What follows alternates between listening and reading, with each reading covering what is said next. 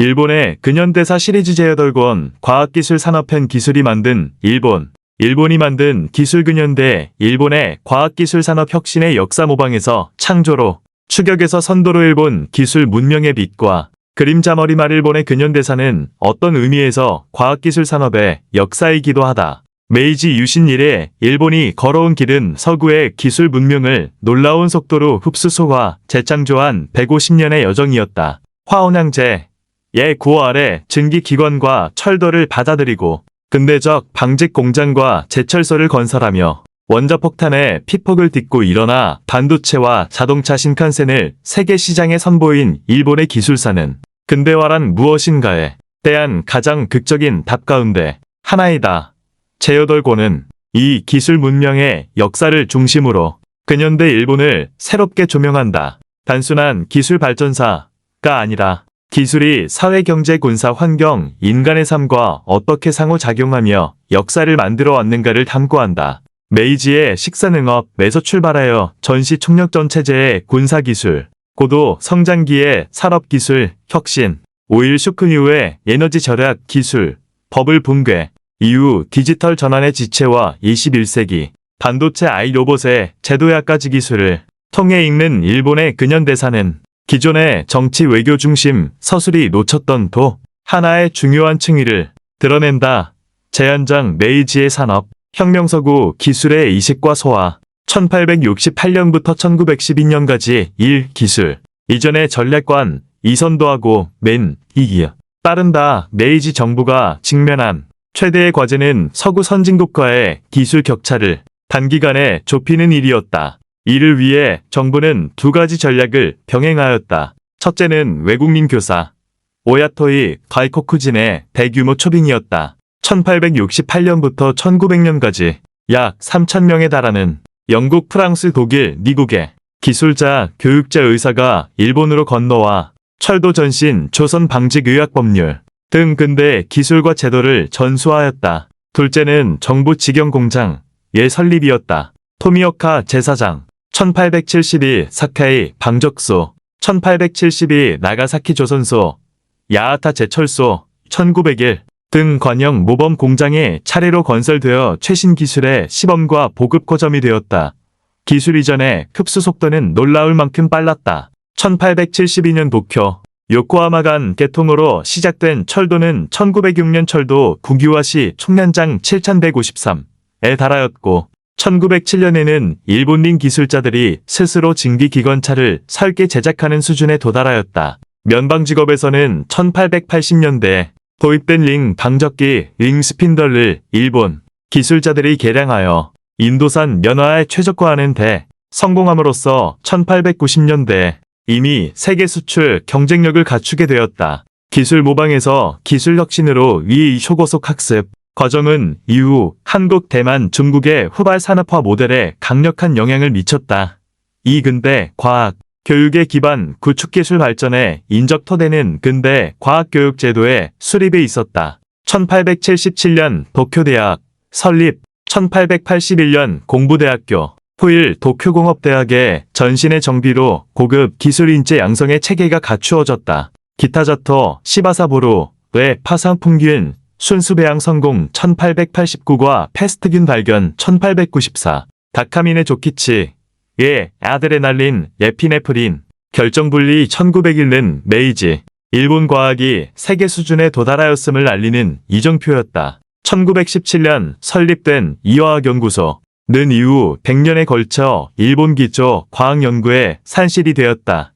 제도장 전간기 전시의 기술군사 기술과 총력전 체제 1912년부터 1945년까지 제1차 세계대전의 반사 이익과 기술 자립 제1차 세계대전 1914년부터 1918년까지는 역설적으로 일본 산업 기술 자립의 결정적 계기가 되었다. 전쟁으로 유럽 공업국들이 아시아 시장에서 물러난 틈에 일본 제조업은 화학기계, 조선 전기 등 중화학 공업 분야에서 급격히 성장하였다. 특히 독일로부터 수입하던 의약품, 염료, 광학, 기기 등의 공급이 중단되면서 일본 국내에서 이를 자체 생산하는 산업이 형성되었다. 스미토모, 전선, 후지, 전기, 히타치, 등 이 시기에 기초를 다진 기업들은 이후 일본 전기 전자 산업에 중추가 되었다. 2.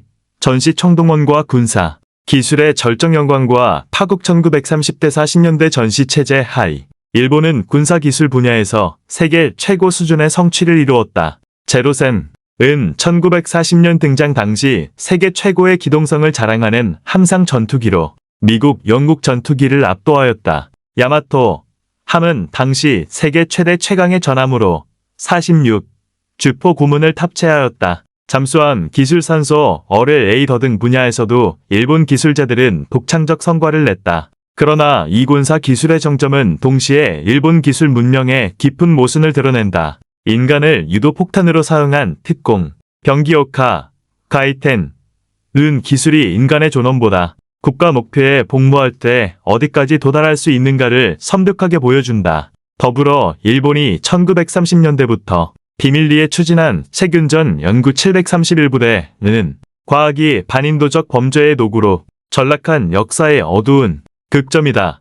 제세 장 전후 기술 혁신과 고도 성장의 엔진 1945년부터 1973년까지 1. 패전의 잿더미에서 기술 재건의 기적 1945년 패전 직후 일본의 산업시설은 공습으로 절반 이상이 파괴된 상태였다. GHQ는 초기에 항공기 선박 등 군사 전용 기술 분야의 연구를 금지하였다. 그러나 역설적으로 이 제약이 일본 기술자들의 에너지를 민간 소비재 분야로 집중시키는 결과를 낳았다. 1946년 모리타, 아키오, 이부카, 마사루가 창업한 도쿄통신공업 후일 소니은 1950년 일본 최초의 테이프 레코더 발매에 이어 1955년 트랜지스터 라디오를 출시하여 초소형 전자기기 시대를 열었다. 혼다 소이치로 은 1948년 혼다기 연공업을 창업하여 오토바이에서 출발, 1963년 사륜차 시장에 진입하며 구매,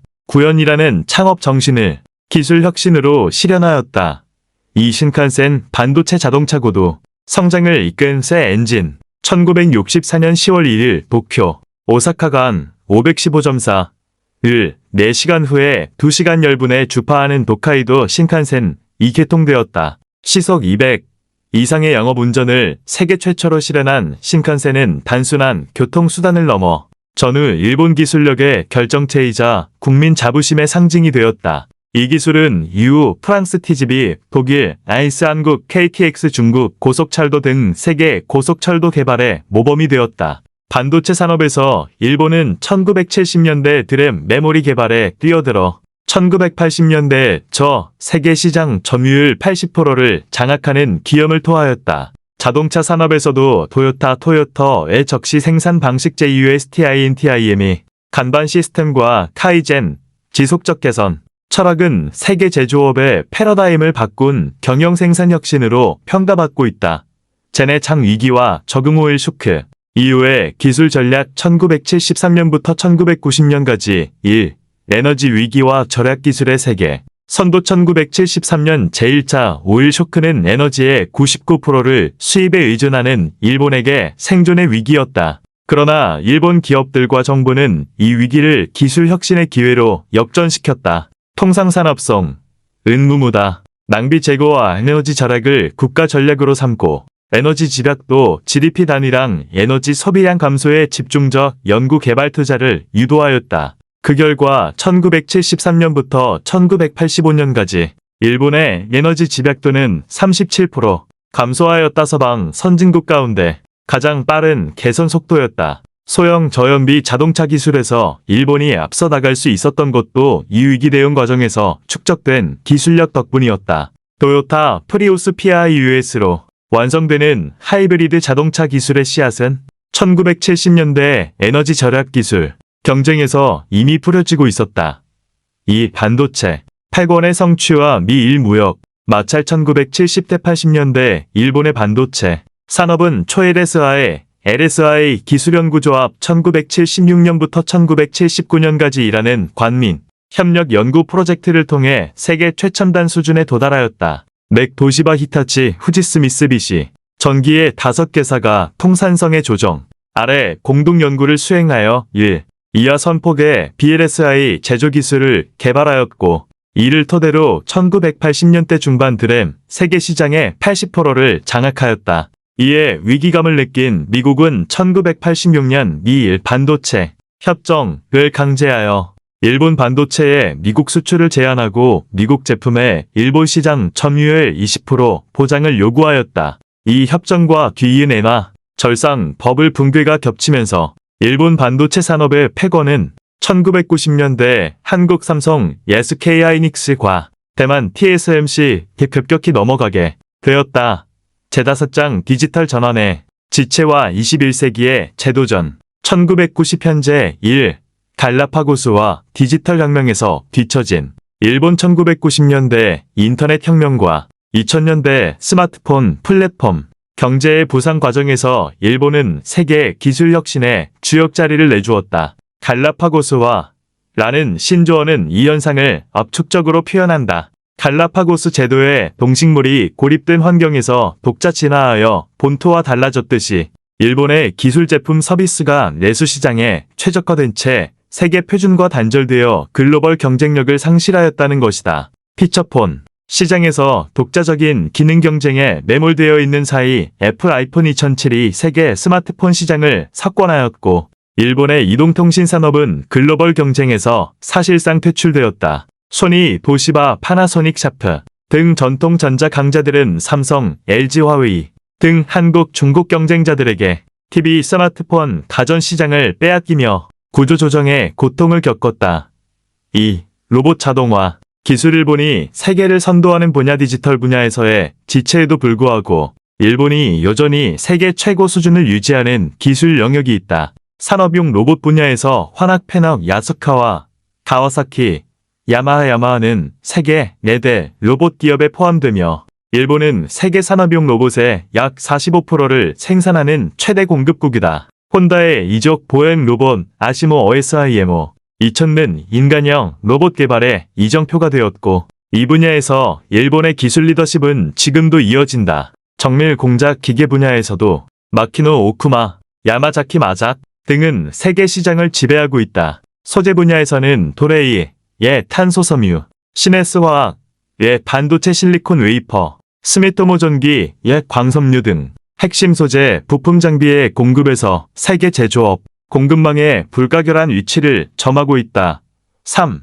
21세기의 제도전 반도체 아이수소, 에너지 우주 2020년대 들어 일본은 기술 강국 재건을 위한 국가 전략을 강력히 추진하고 있다. 반도체 분야에서는 2021년 경제산업성이 주도하여 구마모토, TSMC, 일본 공장 JOSM을 유치하였고 2024년 가동 개시에 더해 2030년 이하 차세대 반도체 양산을 목표로 하는 라피더스 RPIDUS 프로젝트가 도요타, 소니, NTT 등 일본 8개 대기업의 출자와 정부 보조금으로 출범하였다. 인공지능 AI 분야에서는 NTT가 스즈미 TSUGUMI라는 일본어 특화 대형 언어 모델을 개발하였고 리켄, 사이버 에이전트, 소프트뱅크 등이 일본형 생성 AI 개발에 투자하고 있다. 수소, 에너지 분야에서 도요타의 수소, 연료전지차, 미라이 MIR와디와 가와사키 중공업의 액화수소, 운반선은 탈탄소 에너지 전환의 핵심 기술로 주목받고 있다. 우주 분야에서 JOXO, 일본 우주항공연구개 발기구의 소행성, 탐사선 하야부사 시리즈 소행성에서 암석 샘플을 채취, 귀환하는 세계 최초의 성과는 일본 우주 기술의 정밀성을 전 세계에 과시하였다. 맺은 말, 기술과 인간 일본 기술사가 남기는 성찰 150년에 걸친 일본 과학기술 산업의 역사를 돌아보면 그것이 결코 단선적 발전의 서사가 아님을 알게 된다. 서구 기술의 압도적 수용, 군사 기술의 절정과 파국, 전후의 민간 기술 혁신, 오일 쇼크의 위기를 에너지 절약 기술로 극복한 창의, 디지털 전환에서의 뼈아픈 실패, 그리고 21세기의 제도약 시도의 모든 굴곡이 일본 기술사의 풍경이다. 그 속에서 두드러지는 것은 위기가 혁신을 낳는다는 역설적 패턴이다. 개항의 충격에 메이지 산업화를, 오일 쇼크가 에너지 절약 기술 선도를 낳았듯이 21세기의 복합 위기 디지털 지체 인구, 감서 탈탄소가 또 한 번의 기술 혁신을 촉발할 수 있을지가 현재 일본이 직면한 가장 긴박한 물음이다.